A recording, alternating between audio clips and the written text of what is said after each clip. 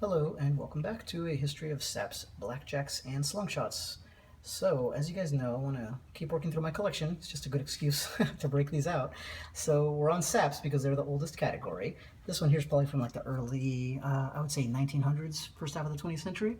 But it's kind of interesting, so as you'll see when we get into it. Now, what kind of sap is this? It is, I don't know if you can hear it this time, but it's a soft sap. There, that might have worked. It's a soft sap, so it's probably filled with buckshot of some kind. And, it's got the classic cross-section, right? And kind of the pod shape. Here's my D3 protection sap, right? Kind of my baseline sap. And you'll notice the idea here is it's almost as if somebody chopped off the pod, the striking head, and skipped everything else and just went to the loop. That seems to basically be the concept here. Someone decided to save a lot of real estate and weight and ditch kind of the solid handle. Now let's take a closer look. You can see the stitching, right? Common feature on most saps, of course. You can even see like a little repair there, it looks like.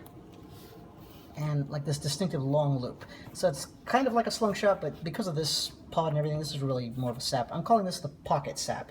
Even though I use the term pocket club to describe all of these weapons, there's a book from the 30s called Rough Stuff that calls saps and everything assorted, everything in that world pocket clubs. I like that.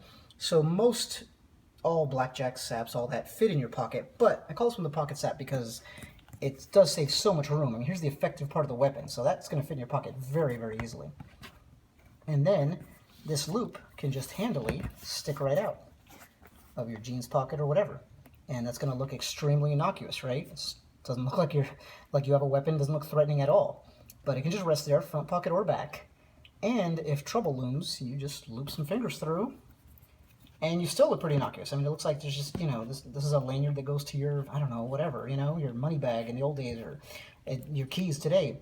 But you're ready to yank this straight out of the pocket and onto your assailant's head if necessary. So that's kind of the novelty of this design. It, the martial arts angle, it changes because you don't have a solid grip, right? You can do what the Green Man Leather guys call on their sap videos, kind of a three-finger grip. You put three fingers through and pinch here, but either that or just put your whole hand in here and swing it, which I imagine is the way it was actually used. You get more momentum that way. Either way, you're swinging and you're using momentum, and you can't do kind of a jab. I don't have a lot of room to operate, but I need to get a hit in, so bam, I'm going to do it. You don't have that. So it really changes the physics of the weapons. It's more like a slingshot, like a Chinese meteor ball, like several weapons we could name. Now, here in the West, I think this was probably used to deliver the classic sap sucker punch, which saps in general are, very conducive to, but especially this one, like I said, because this just sticks out. It's so small, you could even maybe just hold it in your fist. I'm walking around with this, unless somebody looks really hard, it doesn't look like I'm a danger. And again, I could have my other hand on this and just be ready to roll if necessary. So we've talked about how saps are stitched, and that's a curious thing, and it's a little bit dangerous because if your weapon comes apart on you mid-fight, you're going to be, looking pretty dumb. This one dances with danger in that way again, because the loop is not, seamless.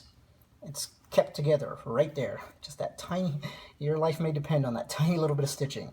So from a self-defense standpoint, this really worries me about this guy here, because if that thing comes loose on you mid-fight, it's very solid. It doesn't feel like it would, but it's just a potential weakness. And if it did, then this thing would go flying out of your hand, and you would feel very embarrassed.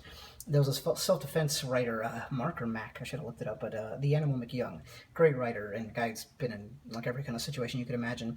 And he pointed out that in a fight, if a weapon does go flying out, out of somebody's hand for whatever reason, gets kicked out, the natural human reaction is to just stop and watch it fall or watch it fly away. So pro tip, if you lose your sap, don't do that. Keep fighting. But that's what could conceivably happen because of that. So again, that's why I call it the pocket sap, because the entire weapon, it just very easily, even fold it up like this, right, could fit in your pocket. It does change the technique. This is probably the least destructive one in my collection, I would say, and as such, I think you have to be really precise with this guy here. You definitely want to hit a vulnerable spot, or you might just annoy the person that you're striking out at. this looks like it had some decent usage. I mean, this got carried around for a while. You're definitely meant to strike with the flat part, right? We'll learn later that you can strike with the sides, with the edges, with some flat saps. This is not technically flat sap, but basically it is. Kind of a precursor, really, if anything else. But you can do that sometimes to devastating effect. This would not be one of those. You're definitely not meant to do that. This is strictly for swinging with maximum force and bopping with the flat.